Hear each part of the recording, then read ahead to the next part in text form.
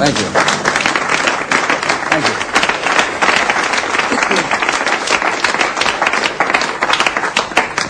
Thank you. That was a short but sweet version of Frankie and Johnny, which was a little different due to the fact that I had the pianist play the bass part and I played the melody part. Traditionally, this instrument, the string bass, has been known as the bottom. And over the past 60, 70 years, it has made many leaps in which I think that it has passed even the expectations of the makers and players of the 1800s. I don't think they would imagine that this instrument would be played as it is today by some of our fine young people and a few of our good old people. The first thing I'd like to go back is to refresh for some of you young people and maybe to remind some of the old people of how this thing used to be played. Now, I didn't know anything about this. They just told me about it. But back around 1910, in the early days, just as they made the transition from the tuba to the string bass, it was played in a very, I guess you could call, haphazard way. There was not a lot of finesse, and it was played very harshly like this.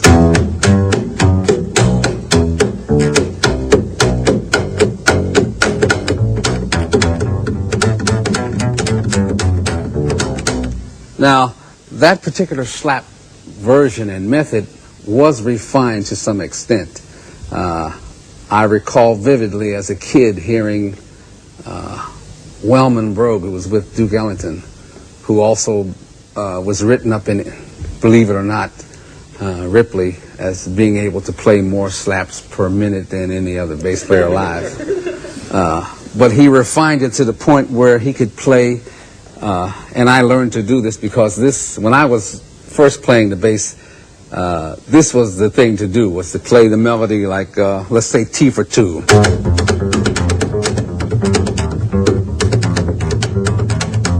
That style. It's very hard on your hands while we're using steel strings as we do now. If I had gut strings, I think I could be a little more elaborate. But it has come a long way in that into the 40s and early 50s, the bass was played this way.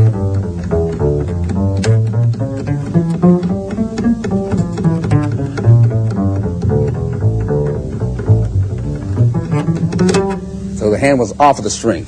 Now going into the middle 50s and on, the hand stayed on the board. And also the left hand stayed on the board. You know, in the old days, a guy would have flying fingers. He'd play this way. And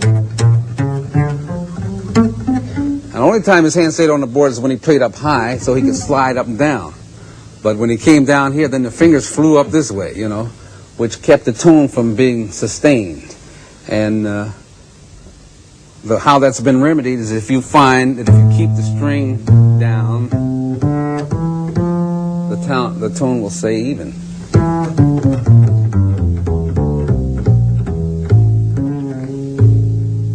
And it'll last a long time. You don't have to play loud to swing. You can play soft and swing.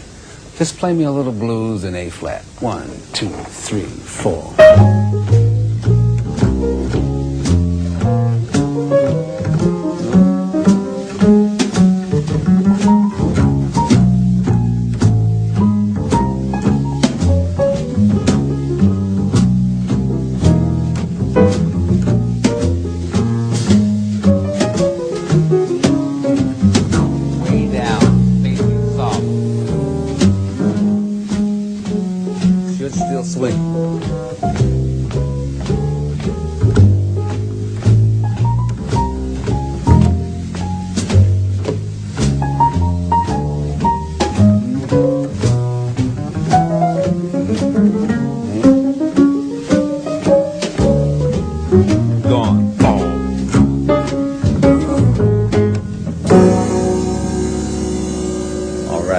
Thank you.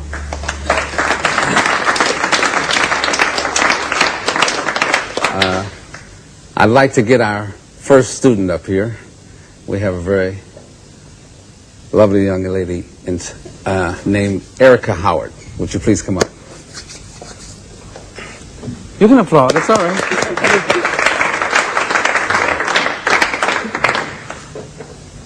Erika, we want to go over a couple of things today. I have asked the students to pick out several songs that they know, and I'm hoping they make some mistakes so I can tell them what's wrong. If they play too good, I'm in trouble. First thing I'd like you to do is play a blues line for me, just on your own.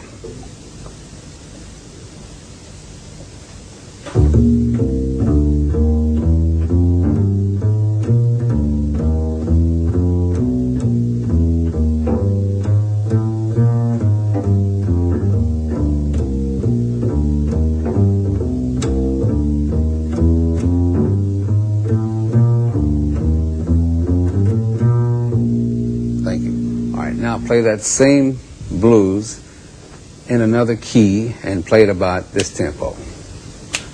1, 2. Got a key picked out? 1, 2, 3, 4. A little slow.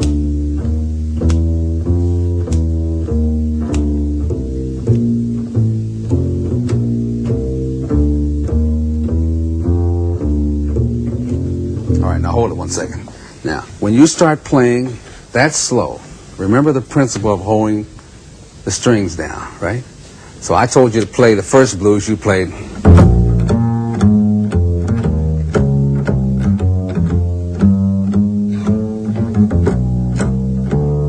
All right, now when I told you to play it slower, you got a little more careless with the hands, and the fingers came up and you didn't sustain the string. In other words, so if I'm playing down here, if I say 1, 2, every day, I have the blues. Every day, let it sustain. I have the blues.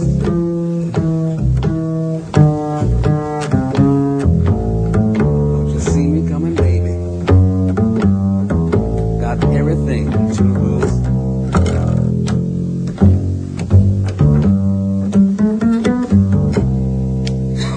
Those notes to ring out. Now try it again for me. 1, 2, 3, 4. Take your time. Use all of the bass. Come on way up. Come on up here somewhere. I want to make it. That's it.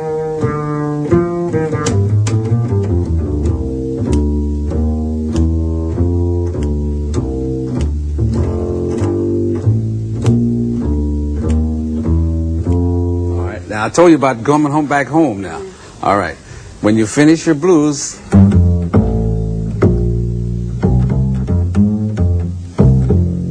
make sure it's finished. Don't leave me up in the air when you finish the song. I find it very difficult to kind of come round and it's just the last couple of bars. I find it difficult. Okay. So you were playing in the key of F, right? Mm. So your last 4 bars would be G, right?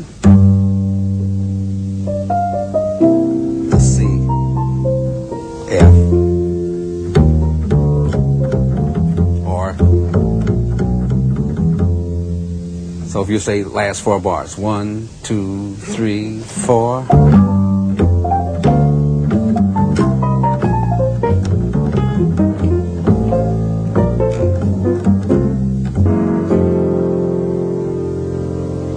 Sometimes on the 2 bars before, like the G and the C, yeah. I find if perhaps I'm in a funny position, you know, funny part in the chord, then it's difficult to start a run to end it off.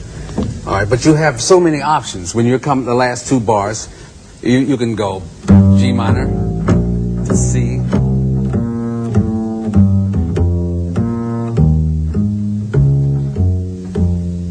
So any direction you go in, you can still always wind up back at F. Mm. So, you know, don't be afraid to stretch out. In other words, you don't have to go. That's not necessarily. You can say G minor to C.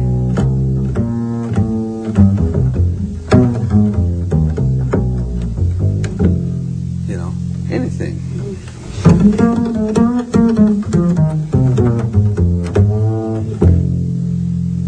Million endings, but make sure you bring it back home, as they say, Now, I'd like you to play a song for me that you say you know, right? Cherokee? Right. Okay, so I'm going to have you play some of that with the rhythm section here. Tell them what kind of introduction you want and what tempo you want.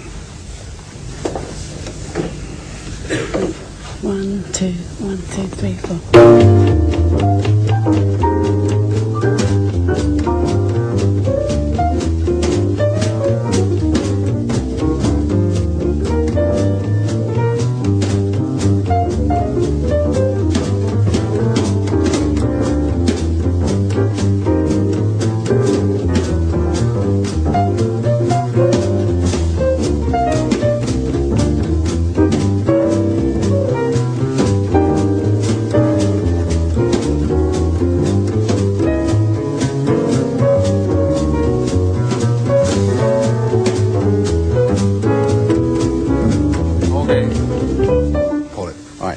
Do something for me. I want you to play that same song in the key of D natural. And not as fast. I want to be able to hear what all the chords are. And you can't fool him because he knows them all. I'm going to ask him if you're doing it right. Down in here so we can hear the changes. 1, 2. You can hum the melody if you want. If you don't know it, just play the time. 1, 2. 1, 2, 3, 4. All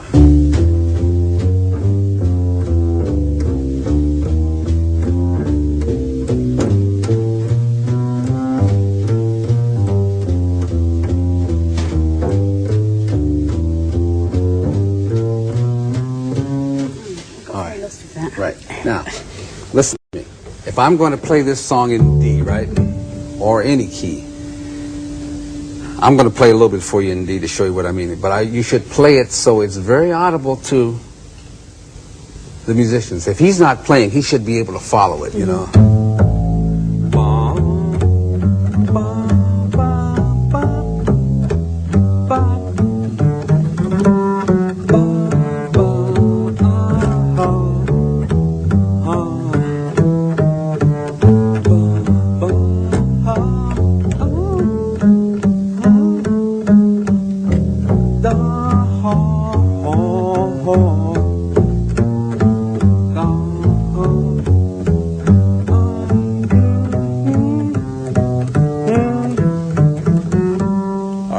You should make it very plain. So you're playing a lot of accidentals. And it could fit, but it couldn't fit. It's according to what he would be playing, you see. And if he's if he's playing the exact voicings of the chords, then you could be wrong, you see. So now, what I want you to practice at home, alone, not with records or anything. You know Cherokee very well in B flat. You don't have any problem with it in B flat, I want you to play it in D. I want you to play it in E flat, E natural, F, F sharp, G, A flat, A natural, right? Until you can play it in all the keys. And play it slow. Play it as I don't care if you play it as a waltz, in E.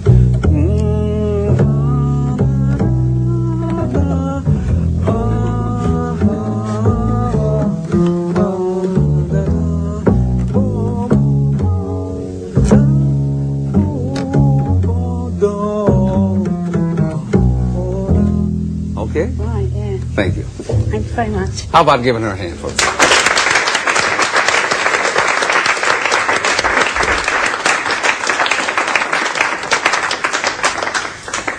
Now I'd like to get our next student up, Andy Evans.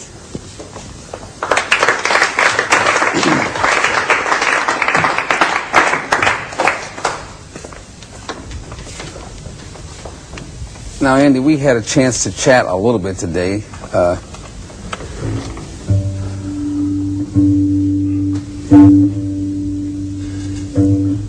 one of the things that I want to go over with you is that first thing I want you to do is turn your amplifier off. Just turn the sound off for a second. All right.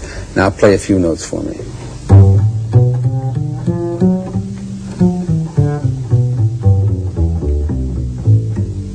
Okay, now turn some of your volume up now. Now play again.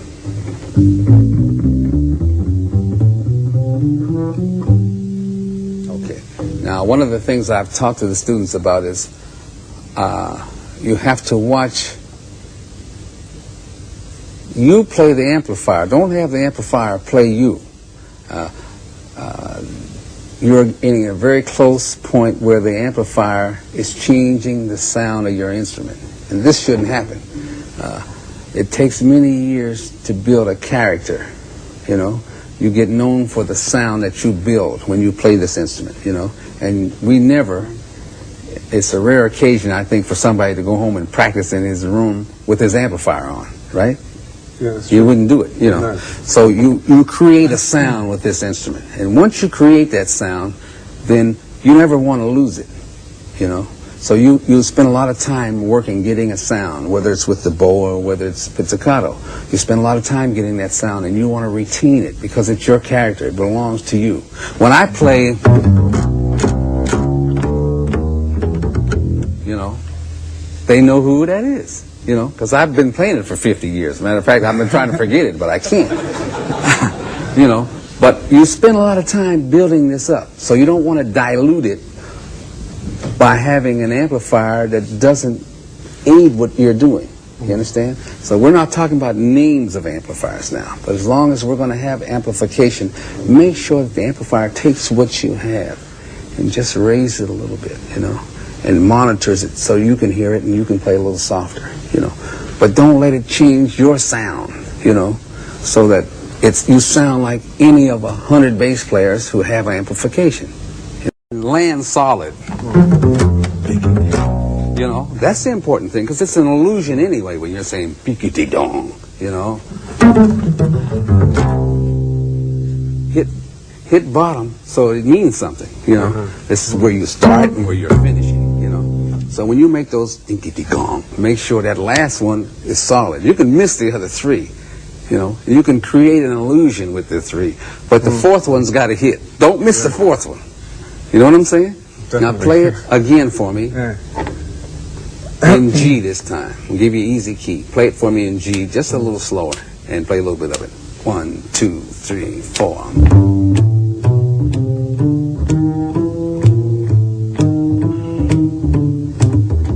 That's it.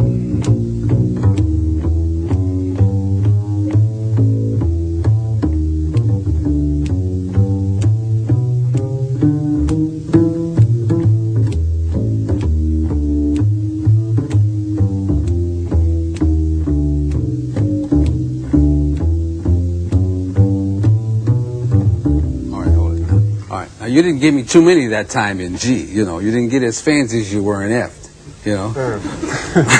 You're very fancy in F. You played a little straight life in G. So now, when you go home to practice and you play this through the keys, make sure that you play it, if you play it in G. Ding, bom, bom, boom, bom. Do it like you did in F. Dum, bom, dum, bom, bom, bom, dum. Bom, bom, bom, bom, bom. Boom, boom. Boom, boom, boom, boom, boom. Or if you play it in A. Boom, boom, do, do, da. Boom, do, boom, boom, da, da, da. Do, da. Boom, do, boom, da, do, da.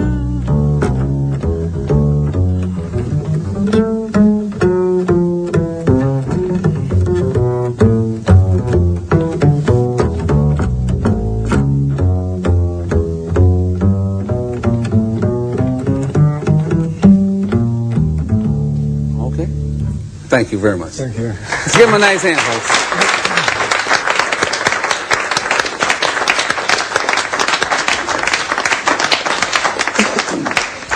Before I bring our last student up, you know, I want to talk about styles of music, because music's undergoing a very big and vast change I started playing the bass, I hate to admit it because I should be playing better, but I started back around 1939. And I've seen this instrument go through a lot of changes, you know. And we are now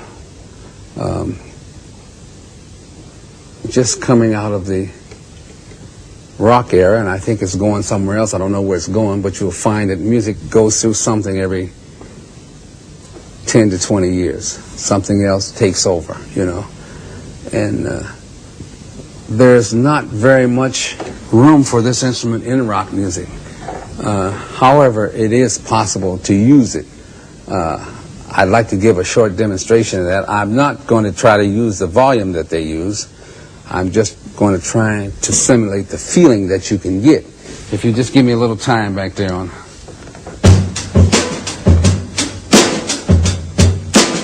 Now you can take this.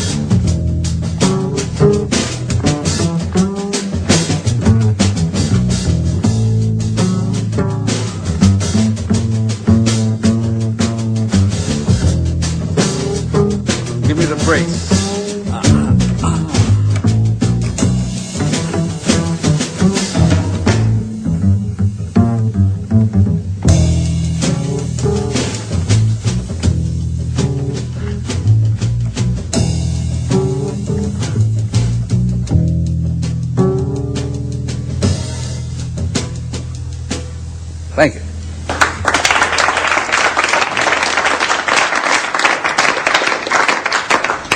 Now I'd like to bring up Tim Pharoah as our third student, please.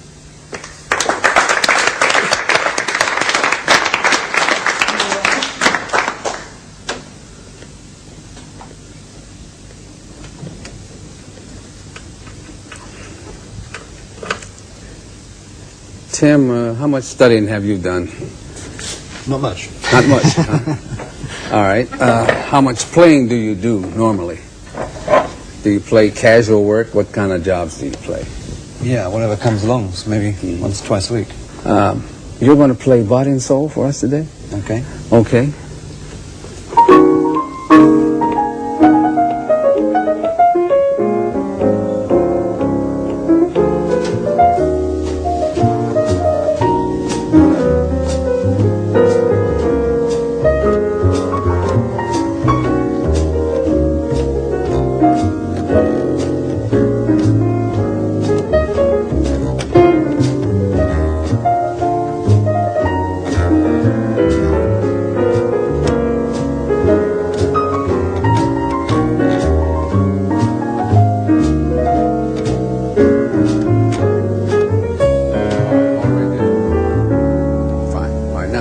Two things. You're playing half bass part and half melody with him, see? Now I've got him playing the melody. Now, if you want to play the melody line, then you do it in a different manner. You do it this way. 1, 2, just a couple, 3, 4.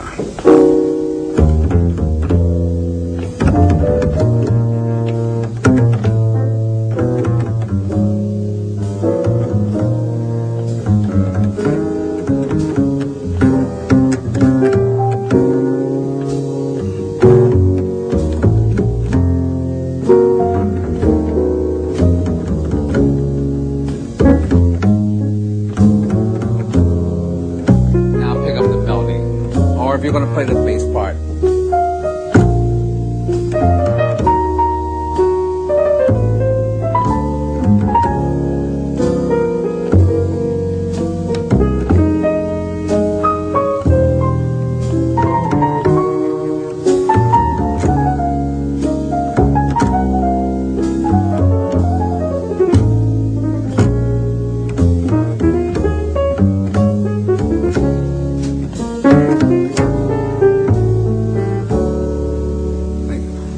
You see what I'm saying? In other words, I don't feel that you're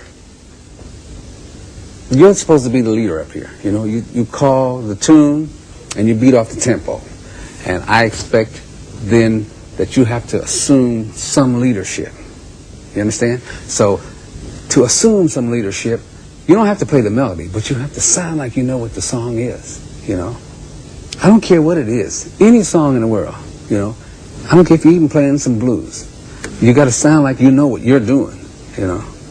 And this is what I've always told students, you know. I said, for God's sake, get your own time. Quit riding around waiting down drummers, you know. They have their own problems. They don't need bass players hanging on their coattails, do they? You know, they really don't. You've got to have your time. Let your time work.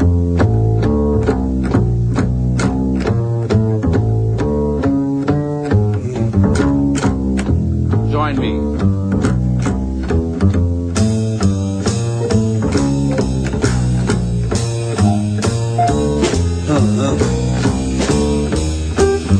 Now stop. But I don't need him.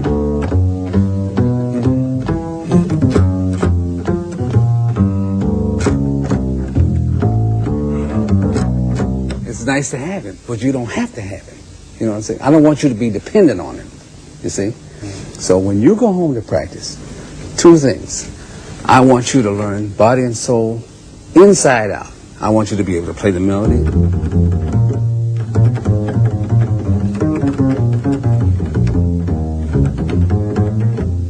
All right?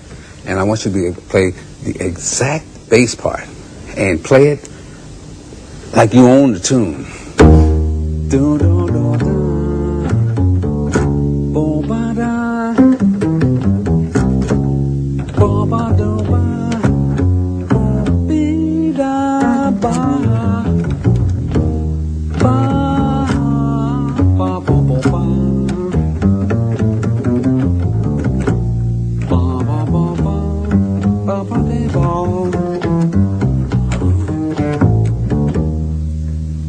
Okay. Thank you very much. Thank you very much.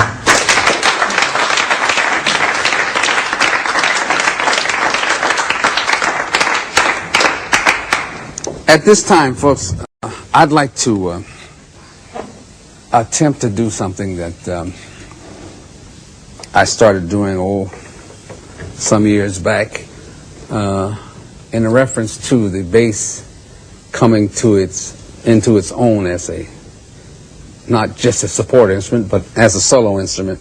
I would like to play a unaccompanied solo, whereupon I play the melody and the accompaniment, and what little time there is, I'll handle that also. And you have to pick out a vehicle when you do this. If you're playing a rhythm tune, it's one thing, but if you're going to play, I'm picking out a ballad. If you're going to play a ballad, then you have to pick out a song that has the necessary holes. Let me explain what I mean when I say the necessary holes. A good tune to play by yourself would be a tune like Tenderly, where you would go.